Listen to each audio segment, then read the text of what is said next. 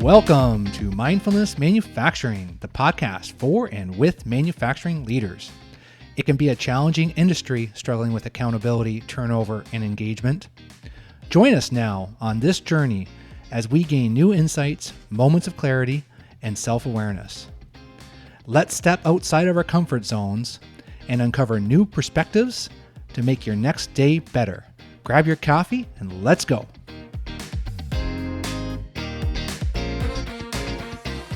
Good day, Mindfulness Manufacturing. Excited today, I've got a guest on here, a woman that owns a manufacturing plant.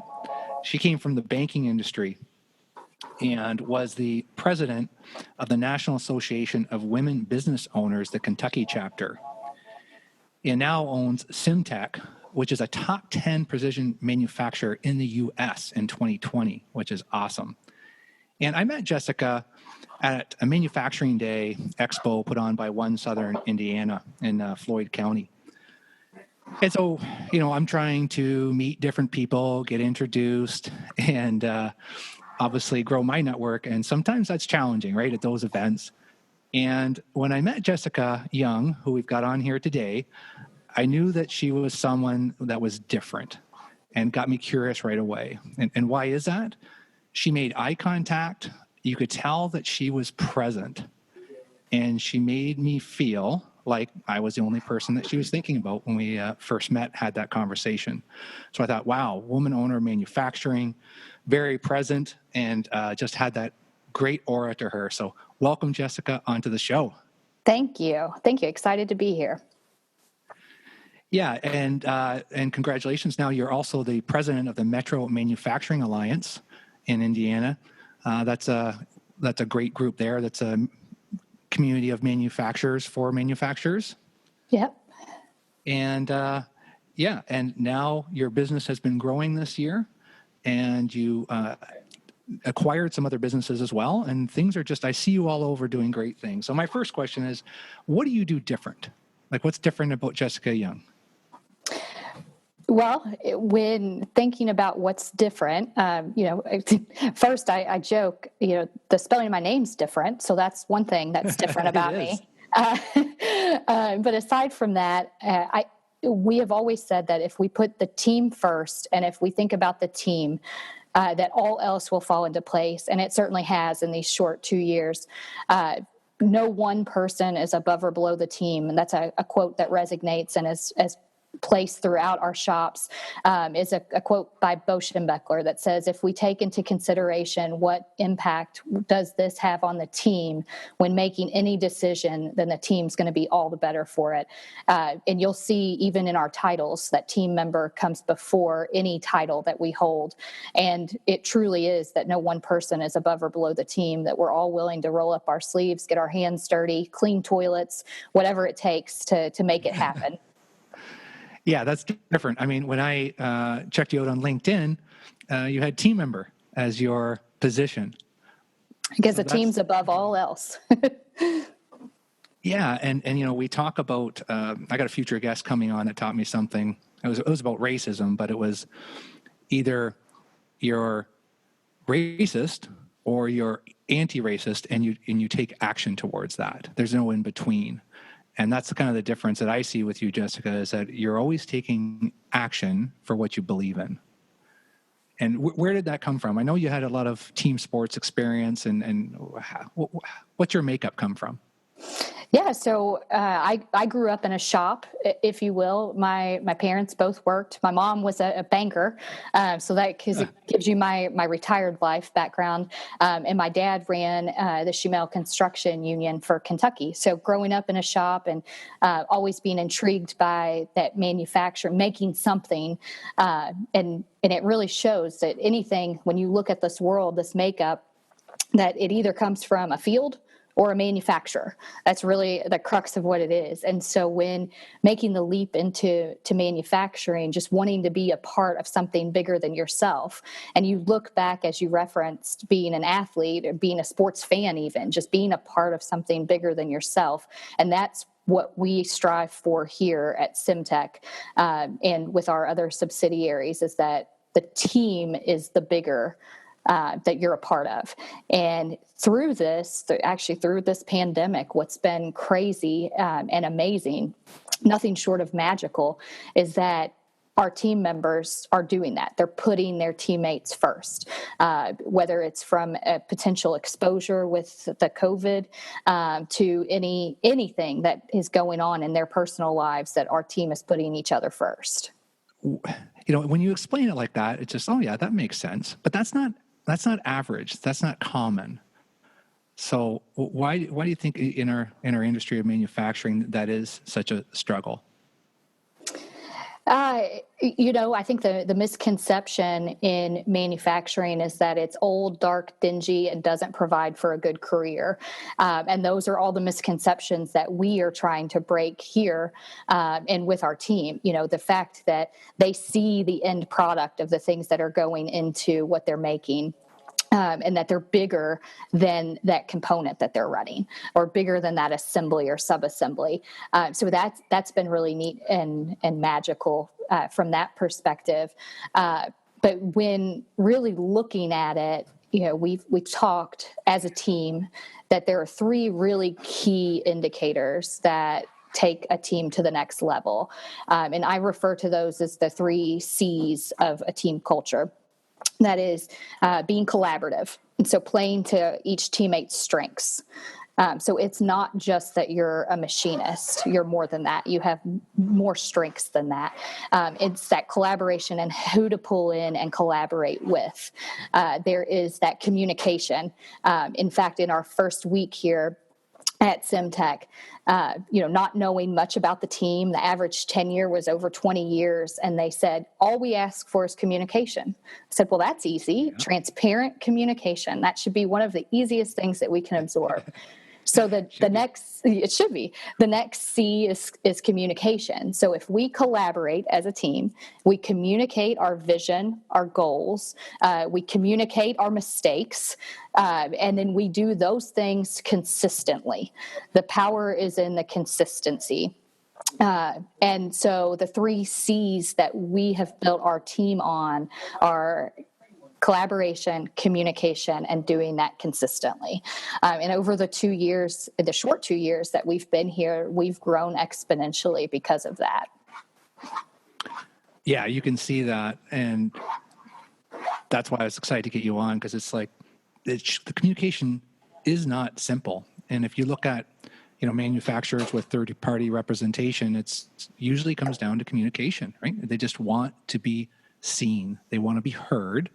And they just want to know what's going on, good or bad, and that's okay.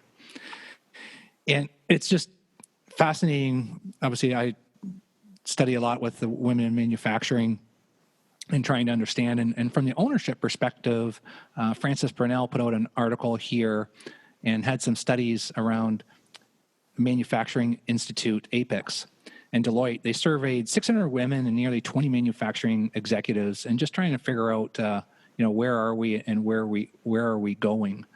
And what the data showed and what the information kind of led to, and there's some information from the Bureau of Labor Statistics as well. But really, the smaller manufacturers, a 2 to 20 million, that is just really seen as where women will be the most powerful as new owners over the next decade, and seeing that increase from women in ownership, like 2.5% over the next 10 years, so that in 2030, it would be a situation where a third could be owned by women in this manufacturing market. Because when you look at, this is a U.S. statistic, but I talked about some Canadian ones before, but it's about 29% of manufacturing workforce are women, and 47% of the U.S. labor force are women. So yeah, just it seems like manufacturing's always got these gaps we're trying to close, whether it's employee engagement, whether it's diversification, and it just seems to be a slower industry to pull ahead. So for the women that are out there, Jessica, and whether it's in leadership or ownership, what's the, speaking transparency, what's been your biggest struggle? Like what's been the thing where it's kind of like, yeah, I had to have that extra grit and that background to get through that, and anything you can share with the listeners? Sure.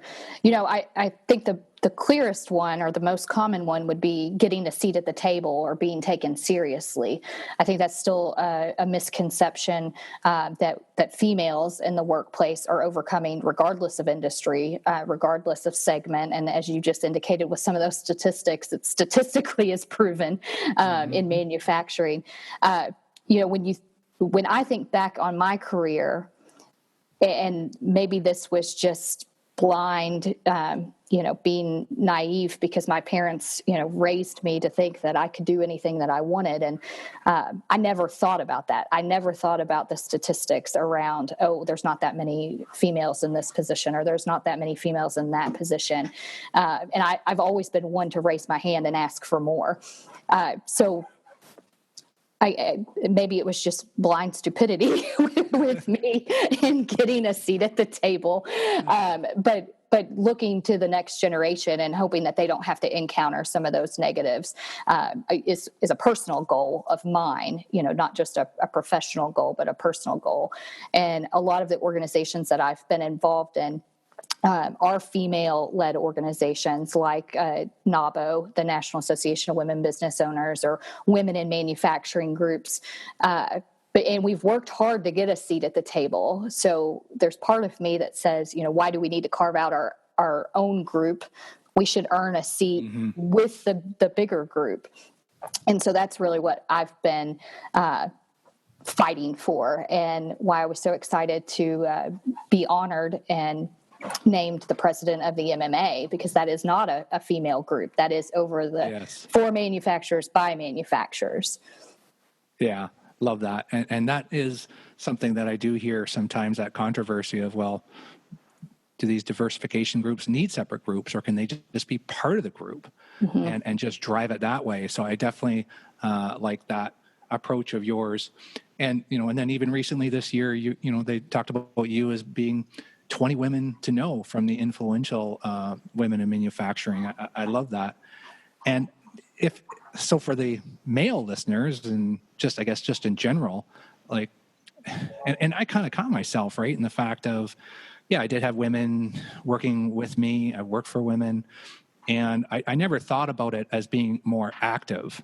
Like in my mind, I grew up with my parents and just, a very Christian community and just do good to others, no matter what their background is and who they're from. But when I reflect on myself, even, it's like, man, Trevor, have you really taken action? Or are you just like one of those people that are just kind of saying, I'm good with everything, but you got to take action. So what can, other people do to kind of help those seats at the table become available?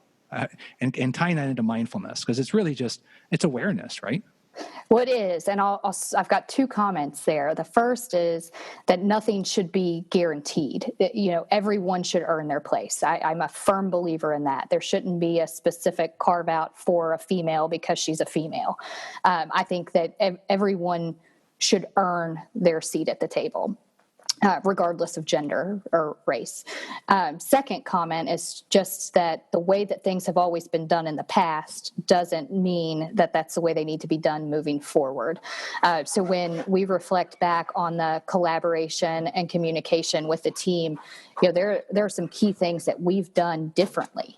Symtec is a 45-year-old manufacturer, so coming in as a new owner 2 years ago, there were things that we saw immediately that weren't fair to the team that we changed. We rolled out a flex schedule, and we did this a year and a half ago. And a flex schedule means, shit happens, life happens. You shouldn't be penalized because you're a few minutes late to work. All we ask for is communication. So our team now on our first shift can start anywhere between 6 a.m. and 7:30 a.m. and in some occasions as late as 8 a.m. as long as they're getting their 40 hours in or time based on it.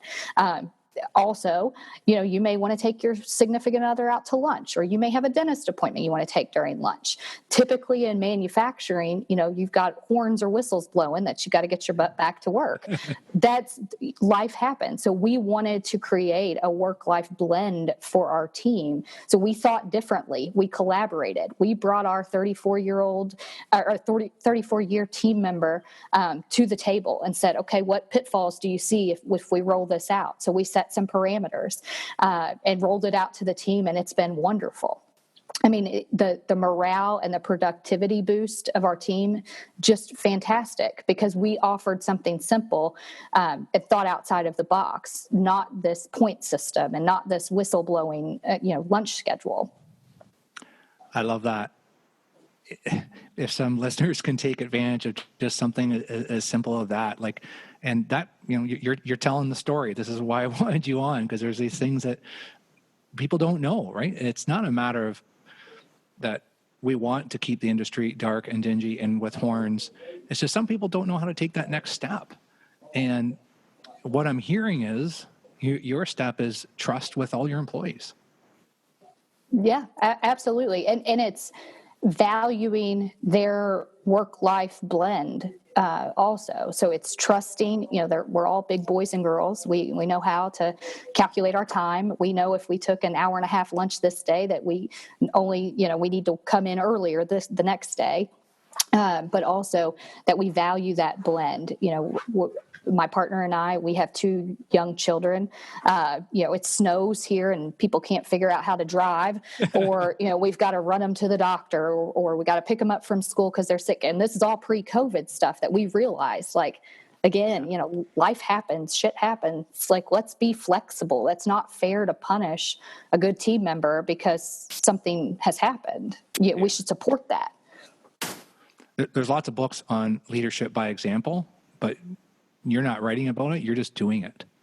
And that's another game changer. I mean, we can talk about the theories, but when you start, like you said, you have your family and you just look at them as they have their families, and we're all just in this trying to, make this industry and our lives better.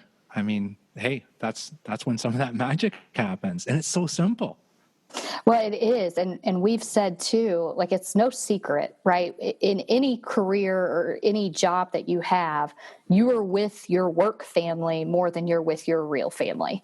So why would you want to work in a poisonous, negative, environment? And we so often say it's our team against the world. There's enough shit going on outside these 4 walls. We do not have to worry about that. Let's worry about us, keeping us safe, keeping us healthy, adhering to our 3 core values, which are safety, obviously, in manufacturing. That should be your number 1 core value. If it's not, look for someplace else to go. Quality, because we do hang our hat on 100% quality to our partners. Without our partners and them getting quality and expecting quality, we wouldn't be here. And then thirdly, and really most importantly, it's being a good team member. And that, frankly, is how we rank everyone, self-included, quarterly through our performance reviews. And what's defined as being a good team member? It's being accountable, it's being dependable, it's being innovative, and showing initiative. And so those 4 things, again, we've seen magic happen because that's what we have set forth from a core value standpoint. So yes, things may happen and they're late a few days, but they're making up their time. That's still dependable. They are showing initiative. There may be different and more effective ways to run parts. And because we've combined now 3 whole teams together, we're able to see that initiative and that innovation shine through. So those are the 3 things that I think have really accelerated our growth and our team atmosphere here. Is just setting forth those parameters and ranking, based off of those. And when I say ranking, our performance valuations come with an incentive plan. Again, something unheard of from a manufacturing incentive plan. Everyone is entitled to that incentive based on those 3 core values. And that's a non-negotiable for us here. Obviously, if there's an issue, it's gonna be addressed before the quarterly event. But quarterly, our team has grown to know that if I do all of these things, then I am rewarded even more so than just showing up and doing my job to do that and to be part of the team. And again, the magic is in that team member one, that category, because that's just So safety, yeah, to put your safety glasses on, to wear your steel toes, to put the seatbelt on when you're on the fork truck. So those are kind of those are non-negotiables, if you will, but common sense. Quality, we know to make our parts to the prints, we've got quality inspections in place, so that should also be part of the job, if you will. But that team member one, that's a little more subjective, and to each person it means something different. That is where our team has really shown great value back to Semtech, but also to each other. I talk about the three problems that come through so many manufacturing plants: the lack of accountability, retaining staff, and then the engagement. And you made me think of, I see that you follow Gary Vee, and love him or hate him for different things, but he'll talk to different owners and they're like, yeah, I just can't get my employees to care about the company as much as I do. And he's like, do you share any of the success with your employees? Well, no. Well, then why do you expect them to act different? But I mean, that's just one piece of it. But when you start doing all those small things like you're talking about, Jessica, that changes culture. Yeah, it absolutely does. And you brought up another C that I arguably questioned adding into the culture, which is celebration. So often, yes, especially in manufacturing, you're beating the drum every day, and we lose sight of celebrating the small feats. So within our culture, we make it important. Just this month in August, we celebrated Safe and Sound through OSHA.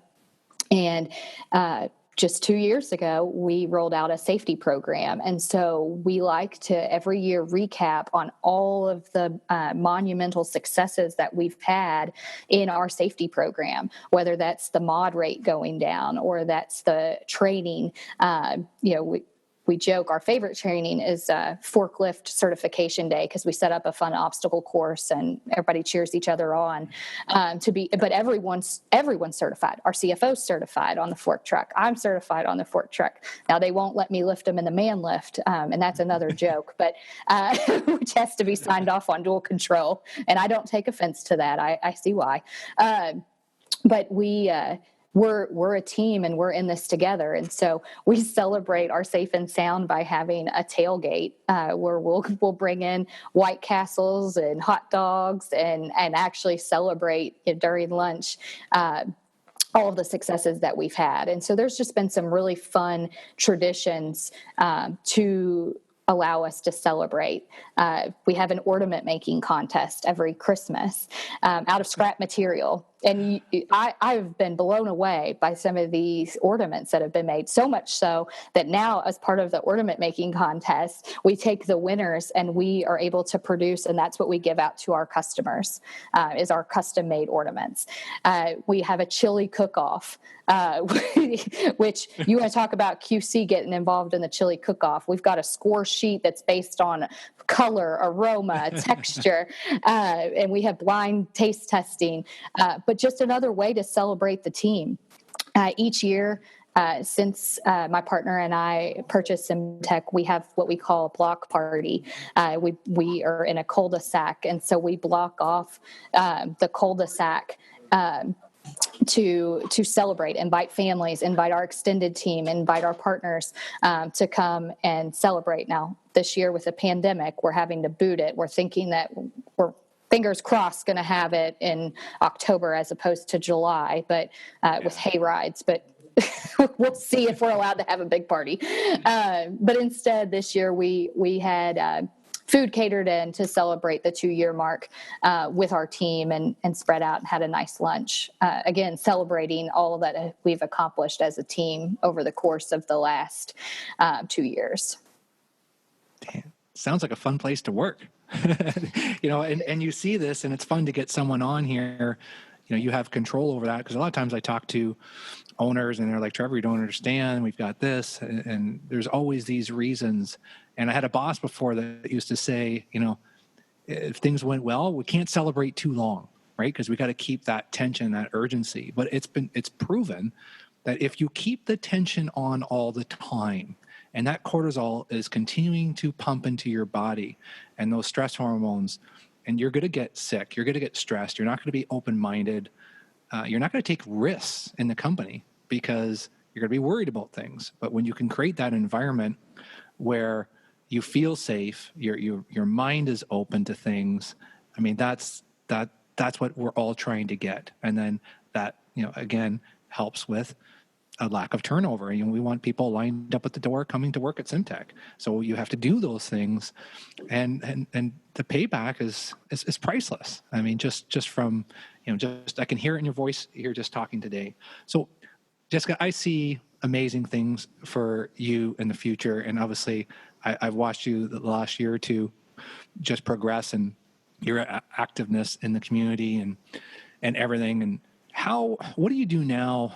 Like from a mindfulness standpoint, we always talk about people progressing their career and keeping their ego in check. And I don't get that from you at all, but it happens to the best of us. So what do you do in your personal practice to stay as grounded as you are? So ego check, we'll take that.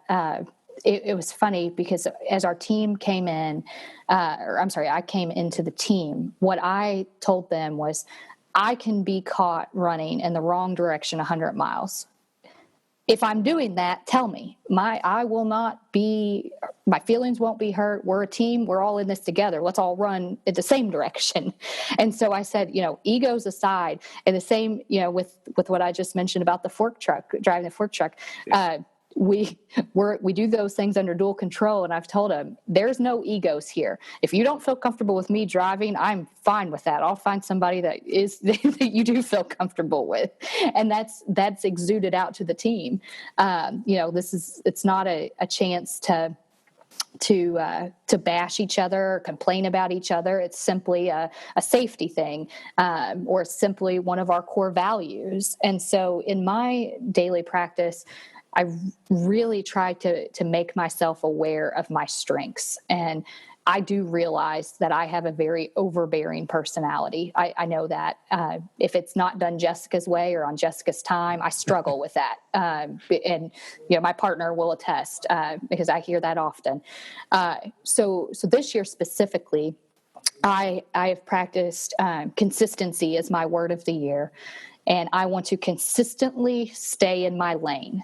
I want to consistently stay in my strengths. It's when I get out of my strengths, that's where things start to fall. And as you mentioned, the stress levels go up. I can become snappy. I mean, it's all bad. So I stay in my lane. I stay where my strengths are. We've built a team with the strengths that I don't have. And I don't view their strengths as a question to leadership or a question to my authority, that their strengths are their strengths, and this is why they're part of the team, and that's what makes the team great. So I consistently stay in my lane as my practice, and I'm okay. I try to reflect on the day if I've got a communication that I think went differently, or how could I have done things better. That is part of my daily practice on just trying to grow myself as a leader and as a teammate to the team. Love that. You've given us such great stuff today, Jessica. And if there's one thing that you would want the listeners to leave with today to help them as they go into maybe not the same environment that you have there today, what's the type of advice you would give? Yeah, so I think this plays into the ego check. The best advice that I had ever received, I was 22 and young and ambitious and thought I could conquer the world. And I remember my mentor, who was also my supervisor, sat me down and said, "Sit down, shut up. You don't know as much as you think you do. When the time, absorb as much as you can, and when the time comes, you'll know it." Because I was eager. I was ready to, what's next? What's next? What's next? So my best advice is to sit down, absorb what you've got, and think and act with intention to move yourself to the next level, or even to better yourself in the level that you're in. And there's nothing wrong with that. Love it. Well, Jessica, I want to thank you for what you do for the manufacturing industry, for your community, for your employees and for this whole area. You separate yourself from the average, and you're just a positive light in maybe a perceived dark industry. And I will tell you one more thing about Jessica that separates her from the average is that, yes, I've been trying to get her on the podcast for a while, but what separates her is that she gets back to me. And what people don't understand sometimes is that a no is okay because you have clear expectations, or a later, but not hearing back is a challenge. And I think if we can all challenge ourselves to do what Jessica does and just get back to people, and it doesn't have to be a commitment. It doesn't have to be a yes, but it can be, hey, I hear you and I see you. So thank you for all you do, Jessica. And I got 2 more questions for you. What was the first concert you've ever seen? Well, you'll laugh because this shows my my love for boy bands, but it was Backstreet Boys. Love it. And my second question always is, if you're stranded on an island and you only can bring one artist with you, any band they've been in, anything that they've written, you could bring their whole compilation, but that's all you get to listen to. What artist are you going to take to that island? Oh, that's a tough one. I would say Nirvana. I love their whole, and really my attention span's so minimal. It was difficult for me as a kid to even listen to a full CD or tape, but Nirvana was one that I could. I love that because in such a short time, they had such depth and such a wide scope. So yeah, nice choice. So thank you so much for coming on today, Jessica. And if people want to follow you, I'll leave it in the show notes, but what's the best way to do that? Yes, on LinkedIn would be Jessika. Last name is Young, and that's spelled normal. Same with on Facebook, Instagram, and Twitter. Right on. Okay, we'll keep marching forward, Jessica, and have a great day. Thank you. Hey folks, thanks for taking the time and joining us today. If you enjoyed this episode, share it with someone and make their next day better. If you haven't subscribed, do so now, rate and review. It means so much, and we will share your comments on the next episode in a couple weeks. If you want to drive results, the first step is realizing how you show up.